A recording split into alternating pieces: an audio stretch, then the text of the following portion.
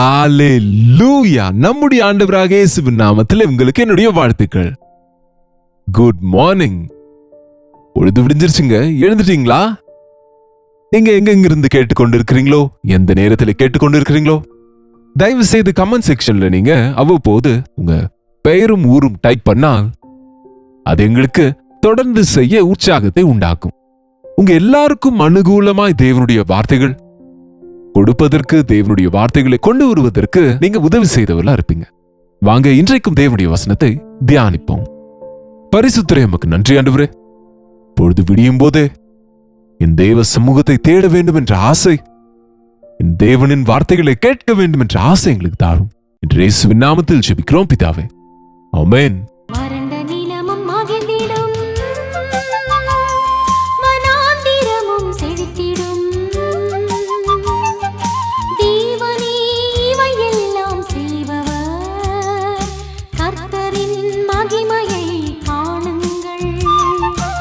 கடந்த இரவு நிம்மதியாக தூங்கினீர்களா? எப்பொழுது விடியும் என்று ஒரு சிலர் இரவெல்லாம் கலக்கத்துடனே படுத்திருப்பாங்க. காலையில ஏதாவது ஒரு ஃபிளைட்டை பிடிக்கணும்னா, ஒரு ட்ரெயின் கேட்ச் பண்ண வேண்டுமானால், ஒரு இடத்துக்கு போக வேண்டும் என்றால், ஒரு எக்ஸாம் எழுத வேண்டும் என்றால், ஒரு இன்டர்வியூ இருக்கிறது என்றால், இன்னும் ஏதாவது முக்கியமான முடிவுகள் எடுக்க வேண்டும் என்றால், அந்த இரவு அநேகருக்கு தூக்கமே வராதாம். ஒரு விதமான ஆங்ஸைட்டி, பதட்டமும் கலக்கம். ஆனால் கலங்குவதினாலே, பதட்டம் அடைவதனாலே எந்த பலனும் இருக்காது. உன் பாரத்தை கர்த்தர் மேல் சுமத்து, அவர் அதை சுமப்பார்.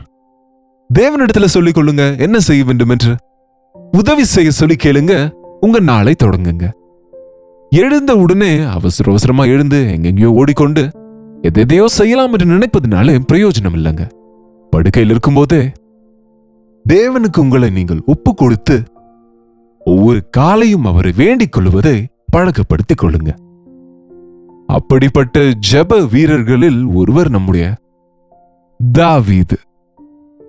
சங்கீதம் 143 8வது வசனத்தை வாசிக்கிறேன், கேளுங்க. அதிகாலையில் உமது கிருபையை கேட்க பண்ணும், உம்மை நம்பியிருக்கிறேன். நான் நடக்க வேண்டிய வழியை எனக்கு காண்பியும். உம்மீது நான் என்னுடைய நம்பிக்கையை வைத்திருக்கிறேன். நான் உம்மை நம்பி இருக்கிறேன் ஆண்டவரே. எனக்கு முன்பு எத்தனையோ போராட்டங்கள் இருக்கிறது, பரீட்சை இருக்கிறது, சோதனைகள் இருக்கிறது, பாடுகள் இருக்கிறது, வேலைகள் உண்டு, கஷ்டங்கள் இருக்கிறது. ஆனால் உம்மை நம்பிக்கொண்டு நான் கடந்த இரவெல்லாம் நிம்மதியாக தூங்கினேன். உம்மை உறுதியாய் பற்றி கொண்ட மனதை உடையவனை பூரண சமாதானத்துடன் காப்பேன் என்ற வார்த்தையின்படியாய் நிம்மதியாய் தேவ சமூகத்திலே உங்க பாரங்களை எல்லாம் விட்டு பிறகு நீங்க தூங்க முடியும். எழுந்த உடனே நான் உம்மையே நம்பி இருக்கிறேன், அதிகாலையிலே உமது கிருபையை எனக்கு கேட்க செய்யும். உம்மையே நம்பியிருக்கிறேன். நீர் எதை சொன்னால் அதை செய்ய ஆயத்தமா இருக்கிறேன். நீர் எது சொன்னாலும் அது நன்மைக்கு தான் தவிர அது என்னுடைய தீமைக்காக அல்ல. ஆகவே உம்முடைய கிருபையின் வசனத்திற்காய், வார்த்தைகளுக்காக நான் காத்திருக்கிறேன். வார்த்தைகள் எனக்கு கேட்க செய்யும். அதிகாலையில் உமது கிருபையை எனக்கு கேட்க பண்ணும். உம்மிடத்தில் என் ஆத்துமாவை உயர்த்துகிறேன். நான் நடக்க வேண்டிய வழியை எனக்கு காண்பியும். The best பிரேயருங்க. ஆண்டவரே, உம்மை நம்பினேன். நம்ம கேஷுவலா சொல்லலாம், ஆண்டவரே உம்மைத்தான் நம்பி இருக்கிறேன். நீர் சொல்வதை கேட்க ஆயத்தமா இருக்கிறேன். உம்முடைய வழி என்ன என்று அறிய விரும்புகிறேன். உம்முடைய சித்தத்தின்படி என்னை நடத்தும் என்று ஒரு வார்த்தையை சொல்லி நீங்க உங்களுடைய நாளை தொடங்கினால், நாள் முழுவதிலும் தேவனின் உதவியை நீங்க பார்க்க முடியும். காலையிலேயே டைம் இல்லைன்னு சொல்லாதீங்க. சாயங்காலம் எல்லாம் முடிந்த பிறகு வந்து ஜெபிப்பாங்க. அங்கு நஷ்டம் போனேன், நீங்க ஏமாற்றம் அடைந்தேன், இப்படி நாளெல்லாம் வேஸ்டா போச்சு, வாழ்க்கையை நாசம் அடைகிறது. அதனால பிரயோஜனம் என்ன இருக்கு? காலையிலே ஆண்டவரே நீங்க சொல்லுங்க, நான் செய்வேன் என்று அவர் சொல்லியபடி செய்யுங்க. நீங்க செய்வதெல்லாம் வாய்க்கோங்க. ஃபெயிலியர்ஸ் இருக்காது. அவர் உங்களுக்கு அவசியமான நல் யோசனையை கொடுக்கிறவர், எல்லாமே அறிந்தவர். அவர் உங்களுக்கு ஒரு டாஸ்க், ஒரு கஷ்டமான வேலை கொடுத்தால் அதை நீங்க செய்ய திறமையை கொடுக்கிறவர் அவரே. ஆண்டவரே, உம்மை நோக்கி திரும்புகிறேன், என்னோடு பேசும், என்னுடைய மனதை உம் பக்கம் திருப்புகிறேன். நான் நடக்க வேண்டிய வழி எனக்கு காண்பியும், நான் செய்ய வேண்டிய வேலை எனக்கு தெரியப்படுத்தும். ஒவ்வொரு நாள் காலையிலும் பாருங்க, நீங்க ஜெபத்தோடு உங்கள் நாளை தொடங்கினா எவ்வளவு வித்தியாசம் இருக்குமோ உங்க வாழ்க்கையில நீங்களே அறிந்து கொள்ள முடியும். அப்பப்போ இல்ல, ஒவ்வொரு நாளும் உம்மை நம்பி இருக்கிறேனப்பா, நீர் என்ன சொன்னால் அதை செய்வேன், என்னை எப்படி போக சொன்னால் அப்படி நான் போவேன் ஆண்டவரே. உம்முடைய சித்தத்திலே என்னை நடத்தும், உம்முடைய வழிகளை எனக்கு தெரியப்படுத்தும்.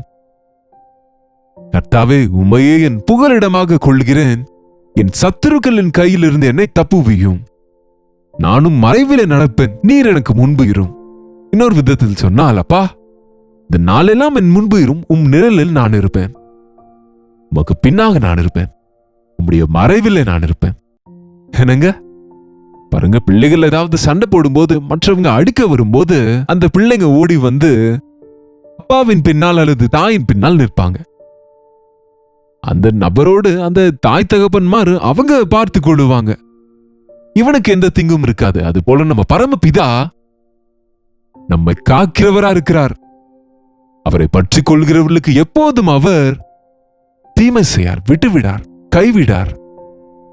உம்முடைய மறைவிலே நான் இருக்கின்றேன், என்னுடைய சத்துருக்களின் கையிலிருந்து என்னை தப்புவியும். 10ஆம் வசனம், நீரே என் தேவன், உமக்கு பிரியமானதை செய்ய எனக்கு போதித்தருளும்.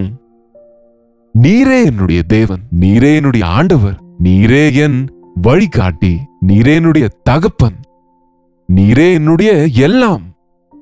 உமக்கு பிரியமான விதத்திலே நடந்து கொள்வதற்கு எனக்கு போதித்தருளும். பாத்தீங்களா, தேவனின் சித்தத்தை செய்ய கற்றுக்கொள்ள வேண்டும். நாம முரட்டாட்டம் செய்வதை கற்றுக்கொள்ள அவசியம் இல்லை, அது தானாக வந்துவிடும்.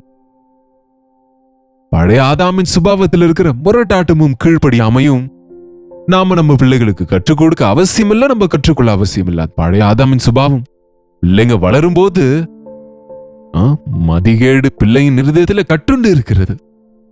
ஆனால் நாம கற்றுக்கொள்ளணும், பிள்ளைகளுக்கு கற்றுக் கொடுக்க வேண்டும். என்னவென்றால் கீழ்ப்படிவது, தேவனுடைய தீர்மானங்களை ஏற்றுக்கொள்வது, தேவனுக்கு விருப்பமானபடி நடந்து கொள்வதை கற்றுக்கொள்ள வேண்டும். பாஸ்டர்மாரோ அப்பா அம்மாவோ கற்றுக் கொடுப்பது கிடையாது. இது ஆண்டவருடைய பாதத்தில் உட்கார்ந்து அவருடைய வசனத்தை தியானிக்கையிலே பரிசுத்த ஆவியானவர் நமக்கு நம்முடைய இருதயங்களை மாற்றி நம்முடைய தேற்றரவாளனாக சகல சத்தியத்திலும் நம்மை நடத்துவார்.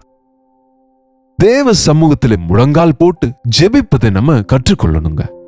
ஒவ்வொரு நாளும் அதையே சொல்றீங்களேன்னு கேட்காதீங்க, அதுதான் நமக்கு அவசியம். தினமும் சோறே சாப்பிடுகிறீங்களே நம்ம இந்தியன்ஸை கேட்கணுமா? நமக்கு எத்தனை டிஃபன் இருந்தாலும், எவ்வளவு பிரேக்ஃபாஸ்ட் இருந்தாலும், ஸ்நாக்ஸ் இருந்தாலும், சோறு இல்லாமல் வாழ முடியுமாங்க? சொல்லுங்க. அதை விட விலையேற பெற்றது தேவனின் வார்த்தை. எத்தனை பாடல்கள் இருந்தாலும், எவ்வளவு ஃபங்க்ஷன்ஸ் இருந்தாலும், எவ்வளவு மேரேஜஸ், எவ்வளவு சர்ச்சஸ் இருந்தாலும், எவ்வளவு கொண்டாட்டங்கள் நம்மை சூழ்ந்திருந்தாலும், ஒரு கிறிஸ்தவனுக்கு முக்கியமானது தேவனுடைய வார்த்தை. தேவனின் வார்த்தையின்படியாக, அவருடைய சித்தத்தின்படியாக நடந்து கொள்வது நாம கற்றுக்கொள்ள வேண்டும். அப்போது நாம ஆசீர்வதிக்கப்படுவோம். அப்பொழுது நமக்கு பாதுகாப்பு இருக்கும். உம்முடைய நல்ல ஆவி என்னை செம்மையான வழியிலே நடத்துவாராக. உம்முடைய ஆவியானவர் என்னை நடத்துவாராக. கற்றுக் கொடுப்பது மாத்திரமல்ல, நடத்துவார். அவரே நடக்க கற்றுக் கொடுப்பார். இந்த உலக ரீதியா நடப்பதை பெற்றோர் கற்றுக் கொடுக்கிறாங்க. ஆனால் ஆவிக்குரிய வாழ்க்கையில் நடக்க, ஆண்டவருடைய வழியில நடக்க, கர்த்தருடைய பிள்ளைகளாய் நடக்க, தேவனுடைய சித்தத்தின்படியாக நடக்க, ஆவி நம்முடைய பட்சமாக இருந்து நம்மை சகல சத்தியத்திலும் நடத்துவார். நீங்க ஆவியில ஜெபிங்க. தேவனுக்கு உங்களை நீங்க ஒப்பு கொடுங்க. அவரை விட தாண்டி சென்று விடாதீங்க. அவர் மறைவுல இருங்க, அவருக்கு பின்னாக இருங்க. ஆண்டவரே, நீர் என் முன் சென்று என்னை நடத்தும். உம்முடைய சித்தத்தை நான் செய்வேன், உம்முடைய நோக்கங்களை நான் நிறைவேற்றுவேன். எனக்கு கற்றுக்கொடுங்க ஆண்டவரே, என்னை நடத்துங்க ஆண்டவரே. இதுதாங்க நம்ம செய்ய வேண்டிய ஜெபம். காலையில எழுந்த உடனே, இன்று எங்களுக்கு பணம் வேண்டும் ஆண்டவரே, அது வேண்டும், இது வேண்டும் என்று எதையோ கேட்கிறீங்க தவிர, உங்களுக்கு எவ்வளவு பணம் வந்தாலும் அந்த பணத்தை எப்படி செலவிடணும் தெரியாத போது எப்பொழுதும் பஞ்சம்தான், எப்பொழுதும் கடன் தான். எவ்வளவு பலன் இருந்தாலும் அந்த பலத்தை எப்படி பயன்படுத்த வேண்டுமோ தெரியாத போது அதெல்லாம் பயனில்லாம தானே போகிறது. எவ்வளவு நேரம் இருக்கிறது, அந்த நேரத்தை எப்படி பயன்படுத்த வேண்டுமோ தெரியாததுனால இன்றைக்கு நாம நேரத்தை வீணடிக்கிற தரித்திரராகவே இருந்து கொண்டிருக்கிறோம். கற்றுக்கொள்ளு. பரிசுத்த ஆவியானவர் உன் பணம் எப்படி பயன்படுத்தணும், உன் நேரம் எப்படி பயன்படுத்தணும், உன் வாழ்க்கை எப்படி பயன்படுத்தணும், நீ தேவனுக்காக எப்படி வாழ வேண்டும், இன்றைக்கு தேவனுக்கு உன்னை குறித்திருக்கிற நோக்கம் என்னவென்று தெரியப்படுத்துவார். அதனால்தான் முழங்காலிட்டு ஜபத்தோடு உங்களுடைய நாளை தொடங்குங்க. கர்த்தாவே, உம்முடைய நாமத்தின் நிமித்தம் என்னை உயிர்ப்பியும், உம்முடைய நீதியின்படி என் ஆத்துமாவை இடுக்கத்திற்கு நீங்களாக்கி விடும். நிச்சயமாய் ஒவ்வொரு நாளும் இன்றைக்கு எனக்கு எந்த பாடுகளும் இல்லை என்று சொல்லுகிறவங்க யாருமே இல்லைங்க. ஏதோ ஒரு பிரச்சனை, சரீர மனநல ஆவிக்குரிய பொருளாதார ஏதோ ஒரு போராட்டம் நாம சந்திக்க வேண்டியிருக்கு. ஆனால் காலமே தேவனின் கையை பிடித்து நடக்க தொடங்கினால் எப்பொழுதுக்கு அப்போது பாடுகளிலிருந்து வெளியே வந்துருவீங்க. எந்த தீங்கும் இல்லாமல் காக்கப்படுவீங்க. ஷத்ரக், மேஷக், அபத்நேகோவுக்கு பிரச்சனை வந்தது. அவங்க அக்கினியிலிருந்து வெளியே வந்தபோது அவங்களுடைய தலைமுடி கூட கருகவில்லை. தானியேலுக்கும் பிரச்சனை வந்தது. ஆனால் சிங்க கெபியில் இருந்து அவர் வெளியே வந்தார். தானியேலின் தேவனே தேவன் என்று அவர் நிரூபித்தார். தேவன் நமக்கு துணையா இருக்கும்போது அது அக்கினி சூளையோ சிங்கங்களின் கெபியோ, அது எப்படிப்பட்ட போராட்டமானாலும் எப்படிப்பட்ட பாடானாலும்